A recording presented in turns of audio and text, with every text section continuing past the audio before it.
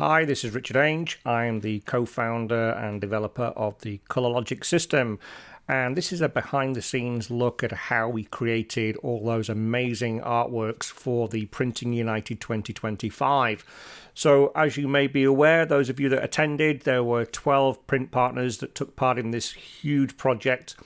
Each partner was given 3 unique designs, one to print on each day of the show. So image 1 on day 1, 1 on day 2, 1 on day 3. Each one to be limited to 150 prints with a sticker on the back showing authenticity. So it was a very limited print run, and there were in total 36 images that you could go around and collect. And this one on the screen of Deadpool versus Wolverine was one of them. So all these illustrations are from the amazing artist Greg Horn. He is the illustrator for Marvel and DC Comics, and he has a huge background in graphic art design like this, and he spends a phenomenal amount of time. So he's old school. He will draw offline, so he'll actually draw and paint and do all that fun stuff, and then he brings it into Photoshop and then digitizes it and adds different things to it. So a typical Greg Horn file has hundreds of layers. So as we can see here on the screen, layer upon layer upon layer upon layer of all little tiny things, from bullets to God knows what. Now, this is where the fun comes in, because if you were to give this image to somebody and say, create a white ink separation for it, where do you start? Well, first of all, you can't see white ink on your computer screen. So the typical kind of like mentality and what's being taught to graphic designers and printers is create a spot color called white, but because you can't see white on the screen when it's set to overprint or multiply, let's give it a blue color. So they call it cyan. They give it a cyan color. So you're designing backwards. You're basically trying to block out areas of your design that you don't want to see in metallic, and you're designing in the wrong color. So why work backwards and in the wrong color? Just doesn't make any sense. Wouldn't it be much more logical to have a system where you actually see the effect on the screen? And that's what ColorLogic does. So what we're going to do is we're going to show you on this file how we did it, and we're going to do this one in real time so you can see what went behind the scenes of this with a little bit of education, because it's not just about pressing a button and adding colors or converting an image. It's training and education, and you cannot get that in a 1-hour session. So there are people out there that are trying to basically push these kind of like, design-based training sessions. Well, when you get really into working with metallics, it's not just a case of, make a metallic. It doesn't work like that. You've got to think, where should I put the metallic? How does the metallic work with lighting? So you've got light and shade and tonality, and you've got to take into account the appearance of the material. So I'm going to teach you a few things that we go through. Any customer that buys a ColorLogic license gets unlimited technical support and training. We have a whole range of tutorial videos that go in depth about all sorts of things. So what I'm going to show you today is just kind of like scratching the surface. So we had over 60 images supplied to us by Greg Horn. We whittled that down to 36 images, and we're going to do one of those now. So just to give you an example, if we zoom in on this image, you'll see that there's this kind of like dimpled kind of effect going on in the image. Now, this was actually pulled up by one of our press partners who actually saw this and thought there might have been an issue in the file, but it's not. It's an artist intent, and you can see here that you've got light and shade. So when you've got these darker dimpled ridges and then in these areas it's in light and disappeared, it's because that particular layer is this one down here. It's set to color burn at 60%. So if I was tasked to make a white ink separation, you would have to do the opposite of a color burn at 60%. Well, what's the opposite of color burn? Well, there isn't anything. So designing with white ink is hit and miss. You basically would end up pretty much with foil in the background and then just the characters in CMYK, and it will look terrible. It will look flat, it'll look dull. So ColorLogic brings this to life using an extremely simple plugin to use. So go to the window menu, go to ColorLogic and go to Image Effects. And we have this little plugin here. It might not look much, but it's got a mighty powerful punch behind the back of it. Over 65 different processes with custom built algorithms developed by ColorLogic. Couple of little things that it does. For example, yellow ink is a weaker, more translucent ink than a cyan, so you want less metallic effect under the yellows than you do underneath the blues. Otherwise, it'll start to look grey.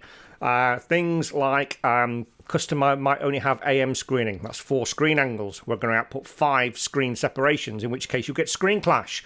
So the old mentality from the printing industry would be, well, output the metallic on the same angle as the yellow or the weakest ink. Well, that doesn't cut it. You still get screen clash.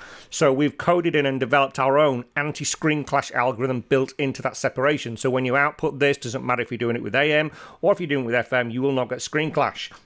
Now, moving on from that, there's a whole other things in there, but just to make it either super simple, all you have to do is follow that little instruction there. Create metallic separation. So we're going to press that now, and we're going to generate a separation. It's going to go through the image. It's analyzing each pixel in the image to create the optimum metallic effect for each of those pixels. So let's turn off the RGB channels now, and bear in mind we can do this with RGB, CMYK, doesn't make any difference. It still calculates it based on pixel value.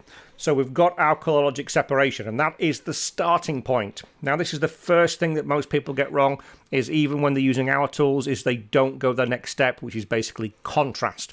You have to have contrast in your image. If there's metallic across the entire image, you don't get that same kind of effect.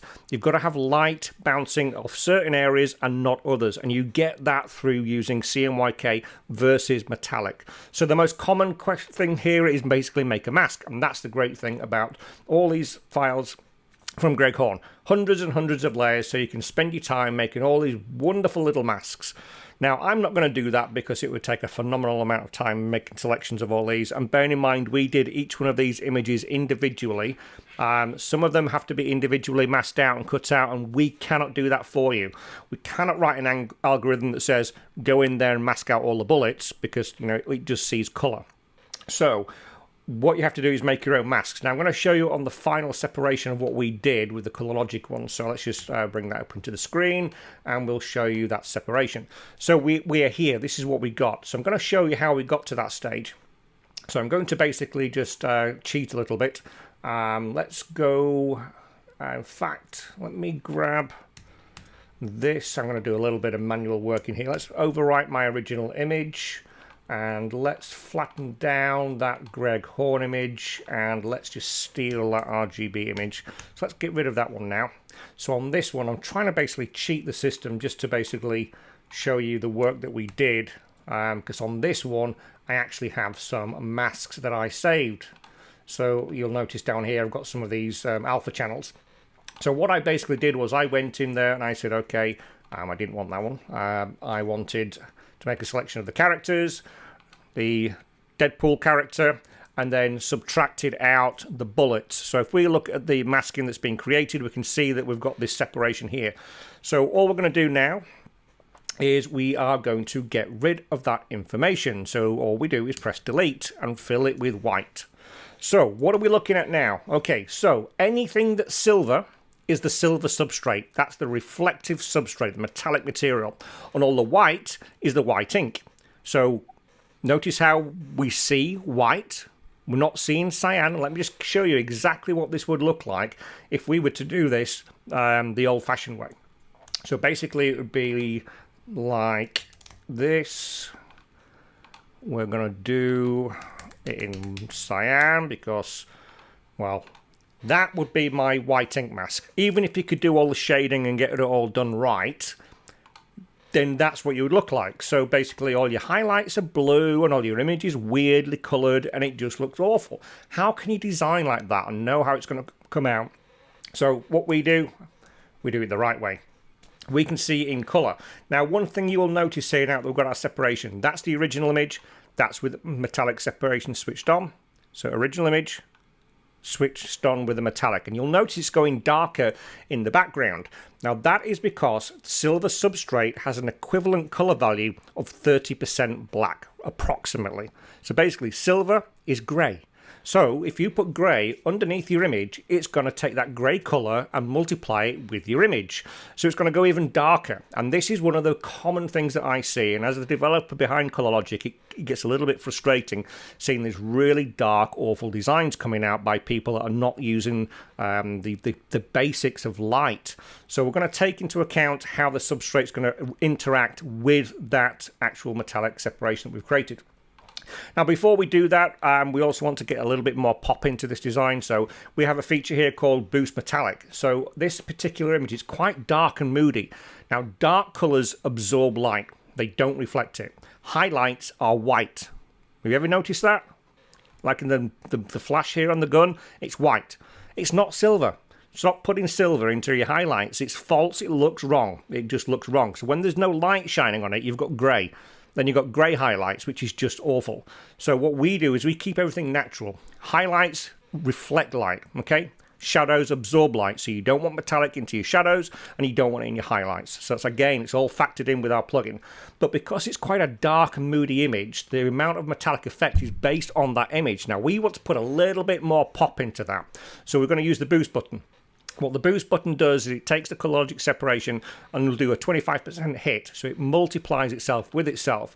So if I keep doing it, you'll see here we can go darker and darker and darker and darker and darker and darker and darker until we get as much metallic in. So the more silvery it is, the more metallic there is in there. Okay, so let's say I'm happy with that, with what I've done. Now I've got my design, and again, it's got that darkness to it. So we're going to compensate for that now inside the image. Now, there are a couple of ways we can do this. If you want to do it in a non-destructive way, we will do that first. So I'm just going to convert my image into CMYK because I like working with curves in CMYK. I'm going to hold down my Command key on the Mac. Control if you're one of those that still has a PC, but if you don't, buy a Mac. Hold down Command on the Mac, Control on a PC, click on the ColorLogic separation, and that's going to pick up all of the pixels on that ColorLogic separation. Now go on to your CMYK. Now I'm just going to hide that selection still there, just going to hide it because it's quite annoying. Now we're going to go onto our CMYK layer and we're going to do a new color adjustment layer and we're going to do it as curves. So that brings up this property box here, and we can go in here and we could take, say, the black separation, and we could then start playing around with it and lighten the image. So that's one way you can do it through your curves. I'm not going to do that because I actually prefer in this to do it as an overall global control. So I still have I don't have my separation collected. Let me just select that again. So this time, my preferred way of doing it on these particular images is to do it globally and do it across the entire image. So not just the black separation, I'm going to do it through all separations. And the easiest way to do that is go to the image menu, go to adjustments, go to brightness and contrast. And I'm going to hit that up with 30 points. And that is just going to brighten up the overall image to be then compensated by the grayness of the substrate. So less ink going in those areas to be compensated by the grayness of the substrate means your image looks more to the point of what the image should look like. And that's not all. We're going to also add a little bit more saturation to the image. When you're printing on a metallic substrate is highly reflective. It basically will blind you. It can, well, not literally blind you, but it kind of overpowers the design and you can lose some of that color in there. So by adding a bit more saturation into the colored areas through the ColorLogic separation, we can compensate for some of that effect as well. So let's go into the image menu, go to adjustments, go to hue and saturation, and we're going to increase that by, say, 15 points. So we've now added a little bit more color into the design where that metallic's going to be. Notice we're not touching any of the CMYK areas. That stays true to the illustrator's design. So we've been through all this with Greg. We've basically tutored him on it and explained what we did with it. He's got our plugin as well. But for this, we took control and we said, we'll do all the work. You give us the images and we'll take care of the rest of it for you. So Greg uses this because he now understands that trying to do these separations is not easy. And he's done stuff on print with his images for generations now. And he said, you can see the video online, that these are the best looking images he's ever seen of his artwork. And it's because of the way the separations are done. It's not just about the material. You know, substrates are fantastic. This was printed onto a rainbow holographic by Uniluster. By Unifoil on their Uniluster substrate. Fantastic material. There are other substrate suppliers out there on other machines.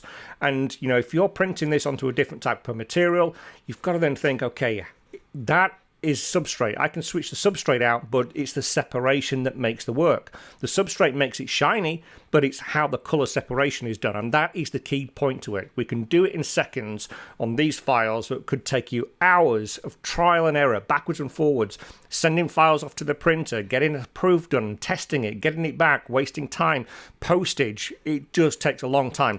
And that's a prohibitively expensive way of working with fifth color. Fifth color should be quick, it should be easy, and it should be accurate. If you're not doing it that way, then it's too expensive and you outprice yourself for fifth color and nobody will use it. So here we have our separation that's being done. We then saved that. We then basically made a visual of it using our FX viewer, which we'll see in a moment. And then we sent it across to the press partner and we got them to print it. Now, in 100% honesty, we did this. We did the separations. We sent them an FX viewer video to get them to approve the design content, make sure there was nothing that was offensive in there to anybody. The partner signed it off. They printed it. Not one single file came back for a correction because it works, because the separation was done right, the FX viewer works, and the printing was done off the press accurately because they're using the ColorLogic system. It's set up to use ColorLogic. It's quick and it's accurate. Okay, so let's take a look at a couple of more images. The next thing to do is just about education. So we have this golden rule normally that we say put metallic in the background. Leave the product in CMYK, put the metallic in the background and let that product jump off the page. It's the number one rule of working with metallics and foils and white inks. But sometimes there is all the exception to the rule. So in this particular image, you've got this fantastic metallic kind of arms coming in here, and that screams out metallic. So you want to put a little bit of metallic in there. But if we put it just into the arms, it might not have been enough. We wanted to get some of that rainbow holographic coming in the background. So in this instance, we put it in both parts of it. So it was simply a case of, in this case, it was just a case of making a mask out of Spider-Man. So we literally processed the image. So we pressed the button. We did the mask. In fact, we could probably do this in real time. Let's just have a look. I think we've got it somewhere. Yeah, here we go.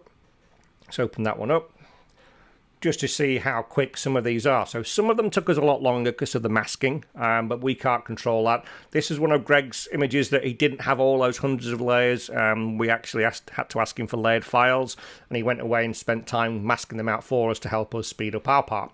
So all we did was we went make metallic separation to generate the separation. We then decided where we wanted to make the mask. So we basically said, okay, we want that, we want that, we want that. We want all of that, and then we subtracted Spider-Man, I think it was, from it, and then on our metallic separation, we just... Oh, wrong way around. Let me see... which way did around we do it? I think it was this way in the end. That was it, I think. Just basically make a selection of Spider-Man. There you go. We did that, and then we just went boost, boost, boost, boost, boost, boost, boost, added some into it. Did a little bit of colour retouching like I showed you before and saved the file, and then that was done. On to the next one. Now, speaking of doing separations, it's not all about just ColorLogic. Fifth color is all about, colour and appearance, but embellishments is about adding something else on top of it, a tactile sensation to it. So we work in fifth color, but an embellishment, a true embellishment, is really something you can touch and feel. Now, the two main primary things on that are things like varnishes, so like Duplo, Skodex varnishing, and also these foilings, so Skodex as well for the foiling. So this was a particular image done by Skodex, and April over at Skodex spent hours hand pinning this image, making cutouts and everything of various parts. Now I'm going to show you the ColorLogic separation. Our part was easy. Made a mask. Boom. We decided we want a contrast. That keyword again. Tip number 2, contrast, contrast, contrast. Metallic in the background, CMYK, metallic. So you've got metallic, non-metallic, metallic. That sort of like jumping between these different components is what metallics comes to life. If everything's metallic, it looks flat. Now, all you have to do is use a little bit of common sense with metallics to make them look a lot better.